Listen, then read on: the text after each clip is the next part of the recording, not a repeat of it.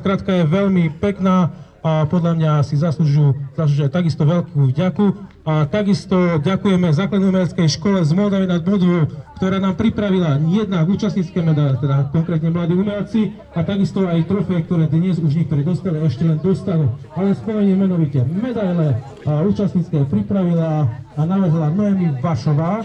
A čo sa týka medaile na prvé, druhé, tretie miesto, to bola Anna Pastor. A trofeje, ktoré sú každá jedna unikátna, dostanú ju absolútni víťazi. Tam ich pripravili mladí umelci ako Tony Gumáň, Mia Miklošová, Sofia Vajser, Natália Kočišová, Damian Farago a Denis Farago. Takže toto sú mladí umelci a v rámci Základnej umeleckej školy z Moldavy nad Bodvou im opatrí obrovská vďaka. Tiež ďakujeme Eleventumu, ktorá pripravila takisto nejaké ceny do tašiek a stupienok víťazov, na ktorých sa vždy staviate. A samozrejme nesmiem zabudnúť aj na muštárenie jablonov, ktorá dala do cien čerstvé šťavy z ovocia.